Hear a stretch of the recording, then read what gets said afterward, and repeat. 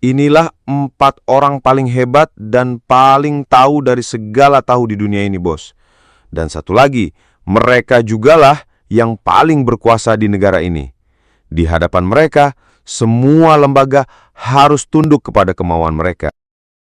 Mau bukti kekuasaan mereka? Kita telah melihatnya bersama, bahwa hanya cukup dengan penelitian mereka, seorang Jokowi harus mengakui bahwa ijazahnya palsu. Titik. Nggak boleh debat, nggak boleh menuntut balik. Dan jika Jokowi berani menuntut balik, maka itu berarti kriminalisasi dan masa mereka akan berbuat rusuh untuk membelanya. Ingat kata kunci ini, mereka bukan orang biasa. Merekalah yang punya negara ini beserta perangkat hukum dan semua lembaga di dalamnya.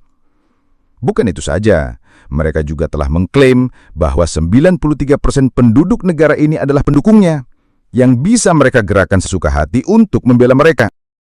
Ketika kampus dengan reputasi sekelas UGM menyatakan keaslian ijazahnya, maka semua orang harus setuju dengan pernyataan mereka bahwa UGM lah yang salah dan telah dibayar Jokowi. Kemudian, ketika polisi pun menguatkan pernyataan UGM tentang keaslian ijazah Jokowi, apa kata mereka? Polisi hanyalah boneka Jokowi. Kemudian mengadulah mereka ke Komnas HAM. Dan setelah ditolak di lembaga ini, apa fatwa mereka tentang Komnas HAM? Komnas HAM hanyalah alat kekuasaan.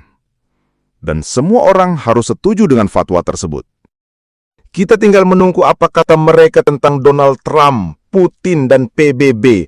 Jika mereka juga mengatakan kedua tokoh itu ternak Mulyono dan PBB juga sudah dibayar oleh Jokowi, maka fix bos, tidak perlu diragukan lagi bahwa merekalah avatar yang sesungguhnya di zaman ini. Atau jangan-jangan mereka inilah elit global yang disebutkan oleh Lord Rangga dari Sunda Empire beberapa waktu lalu. Posisi mereka saat ini sangat kuat, bos. Bahkan, analisa gue, andai mereka kalah dalam sidang gugatan balik dari Jokowi pun, hukum atau penjara tidak akan mampu menyentuh mereka. Anda tahu kenapa? Karena orang dengan status ODGJ nggak akan tersentuh oleh hukum, apalagi penjara. Kali ini Jokowi benar-benar salah pilih dalam mencari lawan. Dan saran gue buat Pak Jokowi, sudahlah Pak, mereka bukan tandingan Bapak. Serahkan saja mereka pada Pak Purnomo, Pak. Hanya beliau seorang yang mampu mengatasi mereka.